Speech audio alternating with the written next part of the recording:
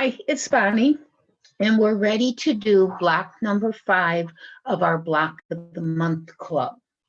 This month, we are going to be doing an easy version of the Dolly Madison Star. There's a little bit of a trick right here to make that block, and I'll show you how it is, and it's really very simple once you know how to do it. So again, I went to my stash of fabrics and I chose my contrasting colors. And I've got the rust and I've got the blue and the brown and a kind of off-white. It's a very soft floral pattern.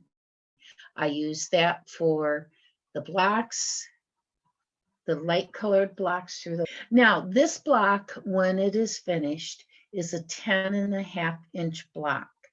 Remember, we want our blocks to be 12.5 inches finished in order to assemble our quilt. So what I did, I cut a border fabric and I cut it 1.5 inches wide. And by sewing 1.5 inches on both sides, we'll take 1/4 inch here. Excuse me, let me just bring this down. We'll take 1/4 inch here and 1/4 inch there, and that will give me 1 inch on both sides to make this a 12.5-inch square. Now, I learned something valuable that I'd never had happen before, but it did for some reason with this block. There was enough, because of the pattern, when I pressed it, I guess I didn't press the seams out flat enough. So when I put my border on, I ended up with my strips in the finished square only being 12 by 12 instead of 12.5. So I'm going to have to take this border back off. I will cut my strips 12.5 inches to begin with, and then I will put my pieces on so that I will make the quilt block fit the border and not the border fitting the block. That way I can stretch that block a little bit and I can bring it out so my borders will be the correct length. So I'm going to have to take this border off and I'm going to have to redo it because as of right now, this block is only 12 inches square, not 12.5. So I've got to adjust all the way around so I have a 12.5-inch block. Learn from my mistake. Just make sure that you measure your 12.5-inch strips and make the block fit the 12.5-inch strip.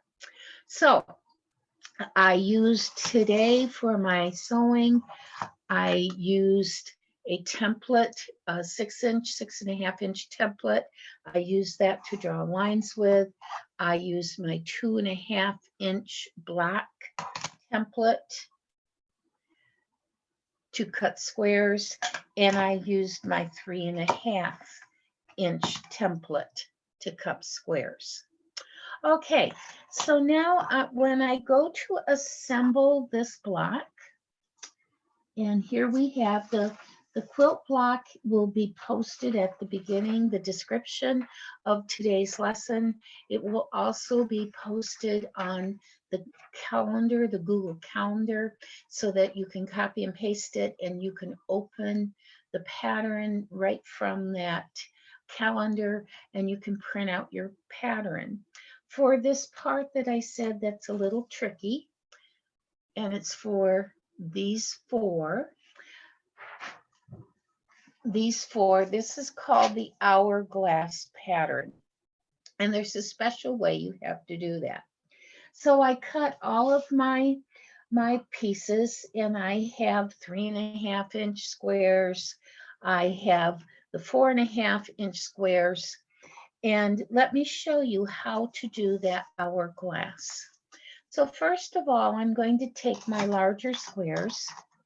And when I measure this, these squares were 4.5 inches square. So I'm going to have, for my pattern, I'm going to have a light one on one side, and I've got a medium one on the other side.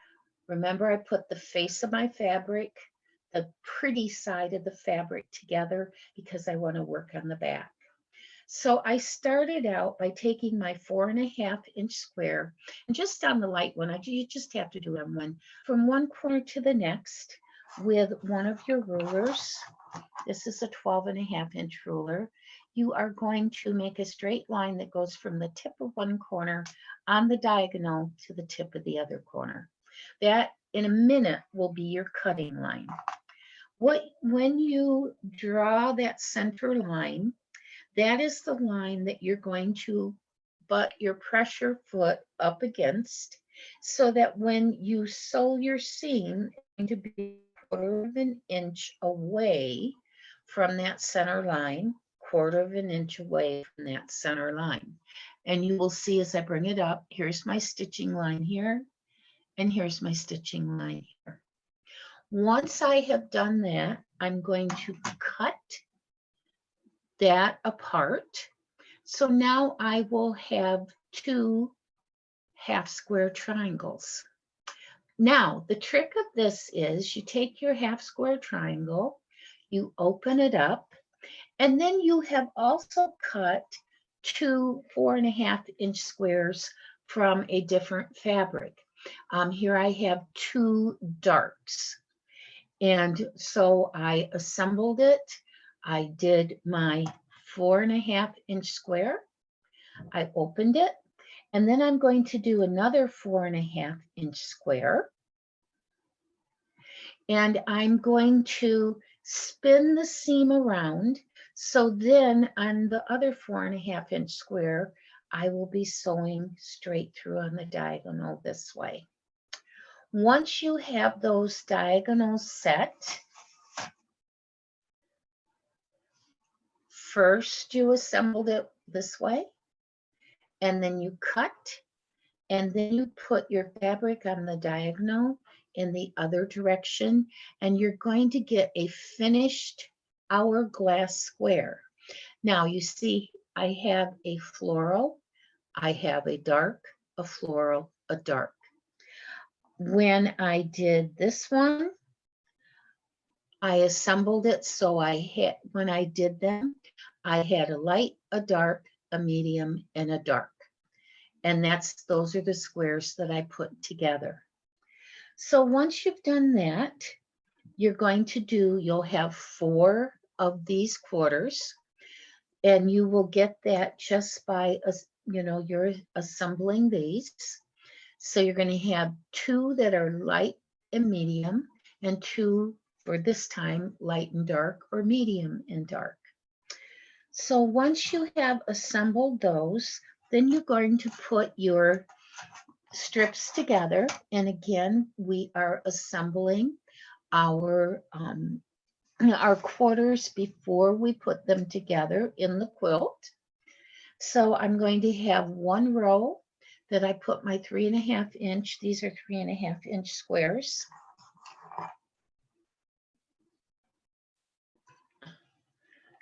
That are just solid. And you see that I've taken my 1/4 of an inch away with my seam allowance.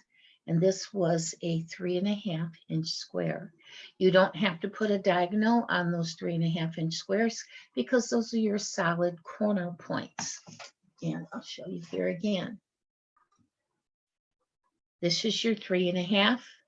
This is your hourglass shape, which this is this one for me. Remember, I am doing 3 blocks at a time so that you can see the step by step. And also I'm going to need 3 blocks because I want to turn this into a king size quilt when it's done. So I will need the 36 blocks in order to make my assembled king size quilt. So now I have taken, and one paper flew on the floor, so let me get another paper. Here we go. And when I go to assemble these, I'm going to want to make sure that the light V goes to the outside. So when I assemble the block, it's going to look like this. This is very pretty, isn't it? It has more color than the other one. So I assembled my 3 rows. And this I took and I followed the pattern. And I cut each square 1.5 inches square. So all these little tiny squares. When you do your 1/4 inch seams, it will turn it into 1 inch blocks, 1 inch finished blocks, but you start out with 1.5 inch block. Now, if you're doing just 1 block at a time, like we're doing here today, then you go ahead and cut your little 1.5 inch blocks. If I had decided that I was going to do an entire quilt using those fabrics and that design, I would do what's called a strip quilting, and I would make three rows that I would sew together. I would have 1.5 inch light, a 1.5 inch dark, and another 1.5 inch light. And I would sew a whole strip of those, and then I would chop it off at the size I need. For the middle band, I would do a 1.5 inch dark, 1.5 inch light, and a 1.5 inch dark. Now, I wouldn't need as many or as long of a strip for this center row as I would for this, because you're going to use 2 of these versus 1 of those. So once I have assembled the quilt blocks and I have my 3 rows all set, double check your pattern, check and double check to make sure that you have your design laid out properly. Now on this sheet, it shows you, this is page 2 of your handout. Here's the center block area, and here's your hourglass area. Right here on this pattern, here's a web address that you can click on, and you can go in and you can see a demonstration exactly how to do these hourglass shapes. It's hard to show you flat and the steps with not sitting at a machine and actually sewing it. I know that I try very hard to tell you how to do it, but it's so much easier if you watch. You will see here on the hourglass, this was the light, and then the darker or the medium. And then, so these were a light and this darker floral pressed together. And then this was the darker floral in a medium pressed together and sewn. So that would be assembling those hourglass designs.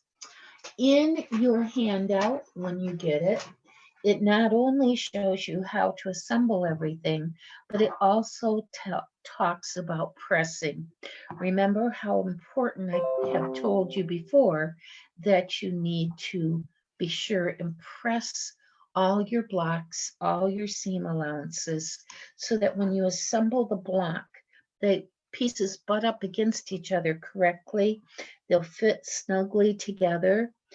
And that way you'll have a nice flat finished block when you get done. So now I would simply take and I would sew these 2 strips together with a 1/4 inch seam, and these 2 strips with a 1/4 inch seam. And then I would have my assembled block. I would take my binding pieces, because as as I said, this comes out only a 10.5 inch square, and we need 12.5. So I would take and I would cut my side pieces, and the side piece, let me come down here. Maybe this will make more sense. You can see it better. So this, when I measured it, this was 10.5. So I'm going to cut my side pieces 10.5 and 10.5 for the other side and sew those on. cut your bindings the 10.5, and then make sure that you pull or stretch the block just a little. Then when it's time to assemble the side pieces, and I have a couple cut here, it's a different fabric, but you can see what I'm doing. I would cut this fabric 12.5 inches, and this will be my side pieces. I have already put on the binding on my top and my bottom, and this in 10.5, and then another 1.5 inch binding, cut 12.5 inches, and then I would make sure that the 12.5 will give the seam allowance. It will go down the whole length of the block, and it will end at this binding. And that way, when you finish, you're going to have a 12.5 inch block, which is the size of block that you need, or that we will have for the ending to assemble our quilt. All of our blocks in the end will be made to be 12.5 inches square. If it's a block like this that we needed to add a binding to it to make it work. Now, because I haven't decided what I'm going to put in between my blocks for sashing, I decided to keep my binding. I want to get this other block in here. I wanted to keep my binding the neutral color, simply because I might decide to make a sashing of a darker color. Well, I don't want to take a chance that my sashing and my borders might be the same color or might clash. So that's why I chose to do the extra binding to make it 12.5 in the neutral color, because I really have not decided what color I want to do my sashing in between. Maybe I'll decide I don't want sashing in between. Maybe I'll decide that I'm just going to butt the two blocks up against each other. That's going to be down the road when I make that decision. But for right now, if you're adding your binding, your little border pieces to make that block 12.5 inches, I would say go ahead and make it the same color as your background. And when you look at the block from far away, you're never going to see those seams, and you'll have nice straight seams pressed nice and flat, and you'll have a very nice finished border. So you can see I didn't do this before, but even with these two patterns or two combinations of colors, it almost looks like two totally different patterns when it's the same pattern, just done in a different color combination. The next combination that I'm going to construct will be this medium kind of snowflake design. And these two darks, one of the darks is more of just a mottled kind of brown. It's kind of brown, it's kind of black in there. And the other is the dark floral. And that's what the next one's hourglass will be made of. And then I must have left the other block at the machine. But the other center block is going to be with a dark blue, and then this kind of light off-white with the white polka dot in it. And that will be the next block that I make with this combination. I don't see it. So good luck. You can contact me at the library. You can email me at quilting at Clinton, quilting Clinton at clinton.lib.mi.us. You can contact me at my library address, bpeters@clinton.lib.mi.us. with any questions you might have. I check those every day I go into work. So if you have a question, I'll be happy to get back to you. Also, I work at the library all day on Tuesdays, Friday afternoon and evening, and Saturdays. If you run into a problem, bring your fabric in or bring your questions in, and I'm happy to help you in person. So next time we will have block number 6. So for my king size quilt, that's going to give me enough blocks, enough different block designs that I can start assembling my first row of blocks. And I think that will be very important for you to see so you understand more where we're headed. So again, enjoy. This is a Dolly Madison, a version of the Dolly Madison Star, and have a good time with it. If you have trouble with that hourglass assembly, please come in. I'll be glad to show you how to do it, or look at that tutorial, and that will help you a lot. Now you see some of my fabric stretched a little. So before I sew the next step together, I'm going to do what's called squaring up. And you have to do this quite often in quilting. You're going to take, and it should be 3.5 inches square. So you'll put your 3.5 inch stencil on there, or just measure it with a ruler and trim off any excess that you have that maybe the fabric stretched. Different fabrics have different weaves. Some are stretchier than others. Some are tightly woven, they stretch very little. Some are more loosely woven, so they will stretch. And so what you simply have to do is square up your fabric, square up your square.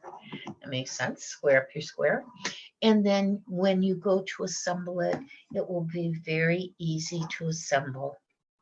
So again, follow those pressing examples that are given so that your seams will butt up against each other. On this one seam is in this direction, one seam is in the other direction. You take those seams and you take that fabric, you butt it up against each other. That will keep your fabric in place to keep it from slipping. Then you do your 1/4 inch, and when you open it up, those seams are going to be perfectly matched. And that's the whole idea of quilting. You want to end up with your perfectly matched squares, triangles, diamonds, but the pressing is very important, and the seam matching is very important. That will make your design look so much nicer. So enjoy, have a good time. If you run into problems, let me know, and I will see you next month. Happy sewing.